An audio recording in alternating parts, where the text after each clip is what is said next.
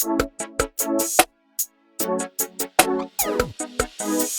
welcome to another episode of Talk4Ten. Today we're at the 3rd annual Chilli Cook-Off at St. Peter, St. Paul. All the benefits go to Rescue Hill. We're going to learn a little bit more about what their mission is, what they do, and we're going to try some good chili. So we hope to have a good time out here and for you to come back and we'll talk again.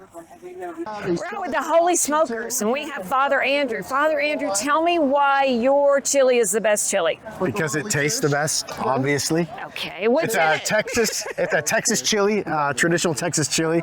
So we follow the standards of that. A chili con carne. It's chilies and then a few different seasonings. And we have a ground beef. It's good chili.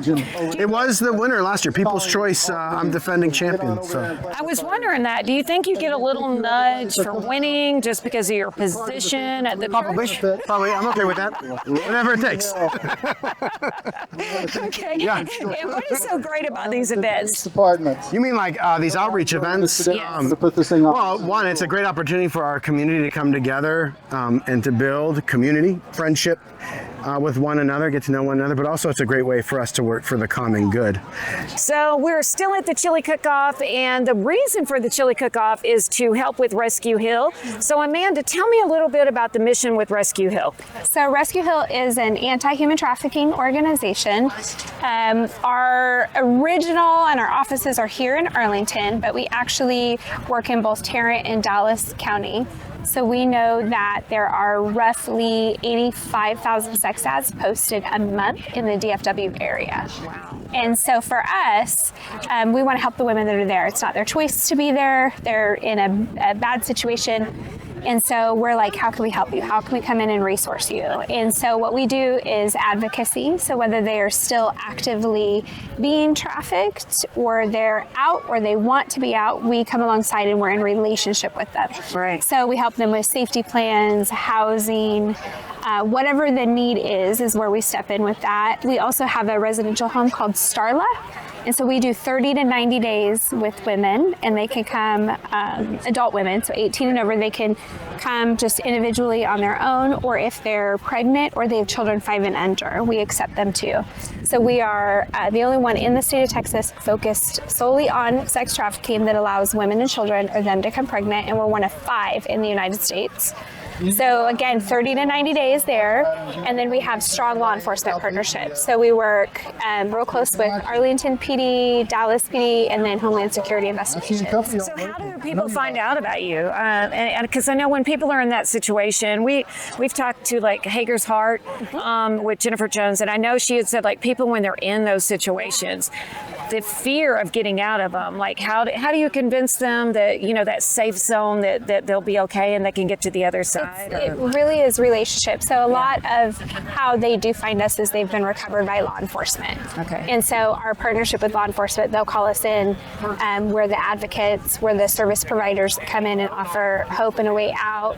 But you know, we say the root of human trafficking is relational brokenness. So that's brokenness with God, it's brokenness with self, family, society, and the only way to heal that is through relationship. Yeah. And so we step in and we are that healthy relationship for them, and we're in it for the long haul. Like nice. We always want to say we want to be the first ones in and we're going to be the last ones out. And the thing about Rescue Hill and our staff is we're super hard to get rid of. Yeah. And so we just hang out with them as long as we can.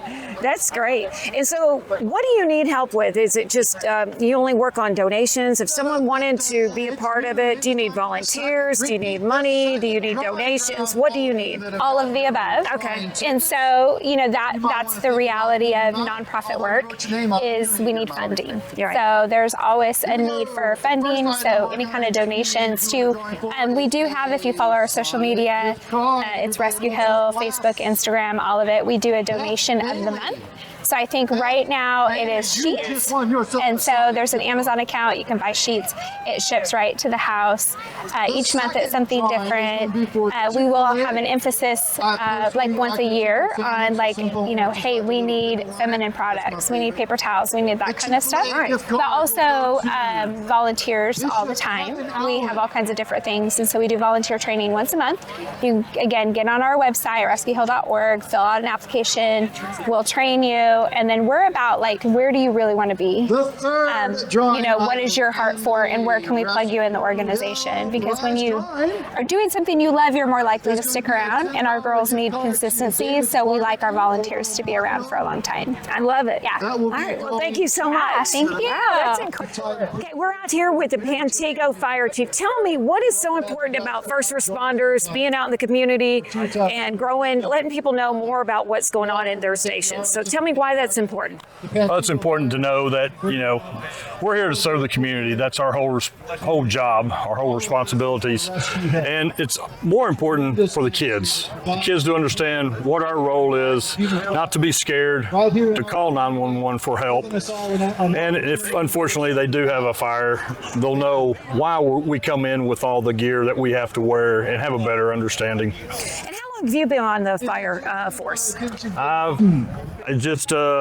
Once I got into it, I knew this was it. I knew it was going to be a long-term career, but I really don't know why the original, other than my dad told me I need to go out and find a real job. Or you're going to be out on the street? Yes, yeah. That's some motivation. Right. 'Cause my time at the home was coming to an end. That's a good reason. And I know right now there's a lot of emphasis on mental health in the fire department. Can you speak on that a little bit? Well, we're finding out that over time, these bad and traumatic incidents that we run on do have a cumulative effect on our personnel. So it's very important to catch that earlier in their career and even after the event itself, and get some kind of, not necessarily treatment, but some counseling to learn how to deal and to cope with these and to communicate them, more importantly, because during my early time, that was not a thing. And they just said, hey, you push it down and you move on to the next call. Yeah, because you're a man. Right, that's right. You're not supposed to have those struggles. Yeah, we're not supposed to have those kind of feelings and those struggles. So, there's some incredible treatments out there now for our crews and our members. So it's very encouraging for the future for the upcoming firefighters. And for anybody who's considering being a firefighter, what would you say is the most important thing about being a firefighter? It's just the joy that you get out of going and helping somebody on their worst day, and knowing that you've helped them better it. And when you go home that night, you can lay your head down on the pillow knowing that you've done everything that you could to help your community and the people in your community. So we're out here with Chaplain Stoglin, and what is your position at the church? And tell me a little bit about what we're out here doing today. My position is I am the inaugural director of community engagement for the Anglican Diocese of Fort Worth, which consists of 55 churches in 2 states.